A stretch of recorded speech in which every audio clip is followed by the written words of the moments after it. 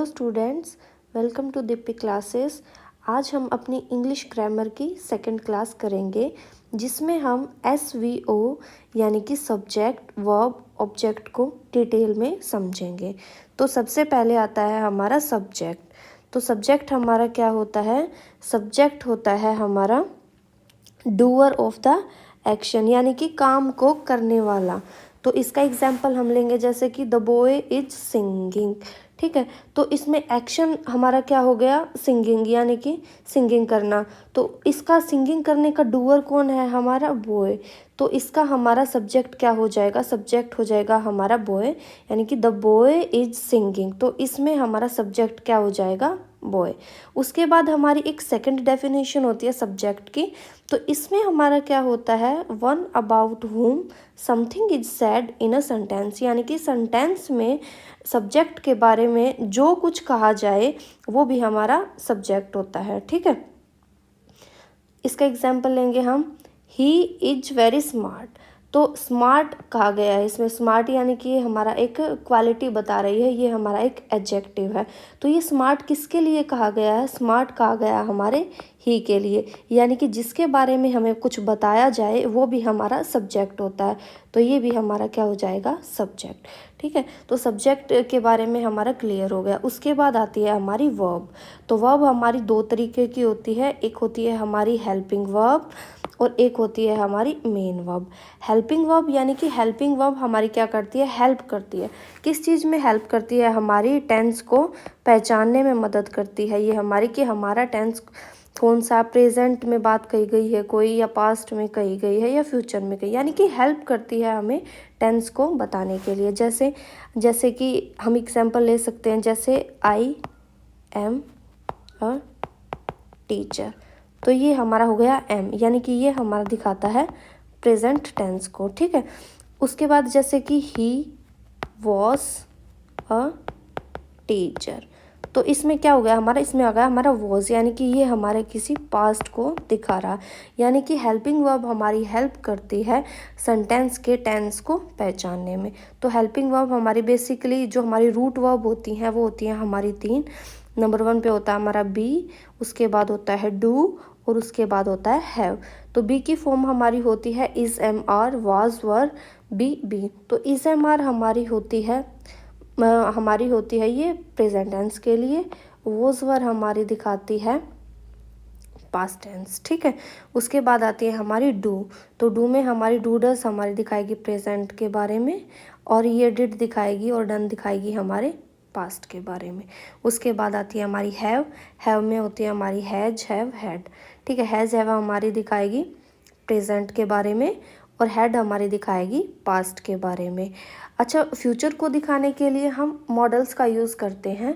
तो मॉडल्स को भी हम हेल्पिंग वर्ब ही बोलते हैं, हेल्पिंग वर्ब की तरह ही ट्रीट होते हैं। एक्चुअली हेल्पिंग वर्ब को ना हम दो पार्ट में डिवाइड करते हैं। एक तो होती है हमारी प्राइमरी हेल्पिंग वर्ब और एक होती है हमारी सेकेंडरी हेल्पिंग वर्ब। तो प्राइमरी हेल्पिंग वर्ब में हमारी ये तीनों होती हैं, और जो हमारी सेकेंडरी हेल्पिंग वर्ब होती है, यानी कि हमारी जो सेकेंडरी हेल्पिंग वर्ब होती हैं वो होती हैं हमारे मोडल्स। ठीक है, तो जैसे कि इसमें हमारे शैल, विल, ये सारे के सारे जितने मॉडल्स हैं वो हमारे सेकेंडरी हेल्पिंग वर्ब होते हैं। उसके बाद आता है हमारा मेन वर्ब। अब हम आते हैं मेन वर्ब पे। मेन वर्ब का हमारा मेनली काम क्या होता है? मेन वर्ब का काम होता है हमारा एक्शन को दिखाना। ठीक है, यानी कि जो भी वर्ब हमारी एक्शन को शो करेगी वो हमारी मेन वर्ब होगी। जैसे एग्जांपल के तौर पे यहाँ पे हमने ले रखा है सिंग, प्ले, रन, और इनके हमने एग्जांपल लिए हैं। जैसे कि मोहित इज सिंगिंग अ सॉन्ग। तो मोहित इसमें हमारा क्या हो जाएगा? सब्जेक्ट हो जाएगा, और सिंगिंग हमारी हो जाएगी वर्ब। यानी कि सिंगिंग क्या दिखा रही है? सिंगिंग हमारी एक्शन को दिखा रही है। इज़, जैसे इस पे इज़ लिखा है तो इज़ हमारी हो जाएगी हेल्पिंग वर्ब, और सिंगिंग हो जाएगी हमारी मेन वर्ब। ठीक है, उसके बाद है हमारा ही प्लेज अ फुटबॉल। तो ही हमारा क्या हो जाएगा? सब्जेक्ट, प्लेस हो जाएगी हमारी मेन वर्ब, और उसके बाद फुटबॉल हो जाएगा हमारा ऑब्जेक्ट। इस तरीके से हमारा ये नेक्स्ट एग्जाम्पल दे रखा है इसमें। Riya is running in the playground. तो रिया हमारी हो जाएगी सब्जेक्ट, इज़ हो जाएगा हमारा हेल्पिंग वर्ब, रनिंग हो जाएगी हमारी main verb in the playground. तो ये प्लेग्राउंड हमारा एक्चुअली ये हमारा ऑब्जेक्ट नहीं है, ये हमें प्लेस के बारे में बता रहा है, जो हमारा आगे डिस्कस करेंगे हम इसके बारे में, ठीक है। तो ये हमारी एक तरीके से ये हमारी एडवर्ब होती है, ठीक है, एडवर्ब ऑफ प्लेस होती है ये हमारी। इसके बारे में हम एडवर्ब पढ़ेंगे तब डिस्कशन करेंगे, ठीक है। तो उसके बाद आता है हमारा ऑब्जेक्ट। तो ऑब्जेक्ट हमारा क्या होता है, ऑब्जेक्ट होता है हमारा रिसीवर ऑफ द एक्शन।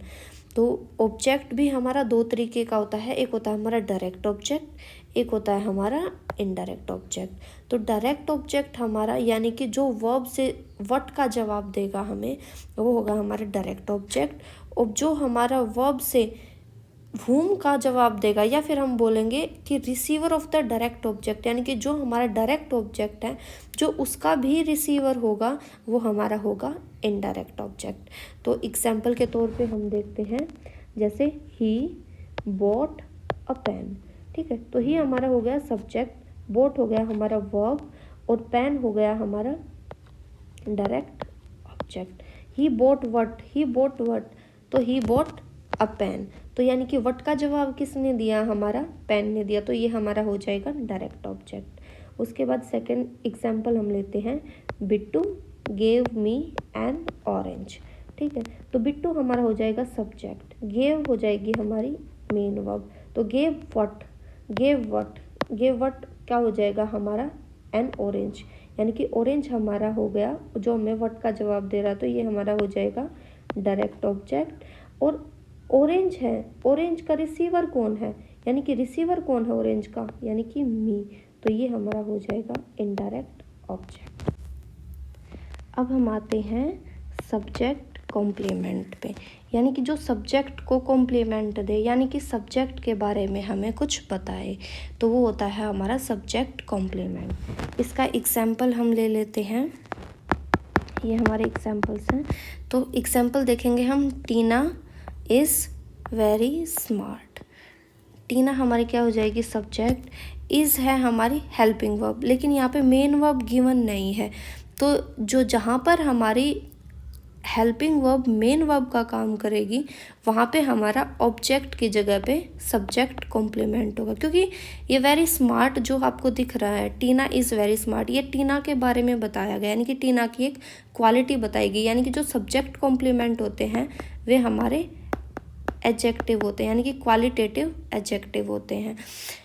उसके बाद सेकंड एग्जाम्पल हम लेते हैं, तो जैसे कि दे आर बैड बॉयज़। तो दे हमारा हो जाएगा सब्जेक्ट, आर वैसे तो होती है हमारी हेल्पिंग वर्ब, लेकिन इसमें मेन वर्ब नहीं है, तो ये यहाँ पे मेन वर्ब का काम करेगी।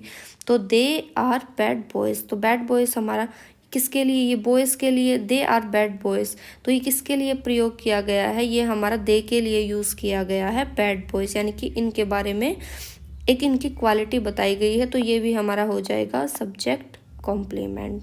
तो सब्जेक्ट कॉम्प्लीमेंट को देखने के हमारे दो तरीके होते हैं, यानी कि सब्जेक्ट ऑब्जेक्ट की जगह लिखा होता है, ऑब्जेक्ट नहीं होता है, सिर्फ एक हमारा एक एडजेक्टिव की तरह हमारा काम करता है। और एडजेक्टिव भी कौन सा होता है हमारा, क्वालिटेटिव एडजेक्टिव, ठीक है।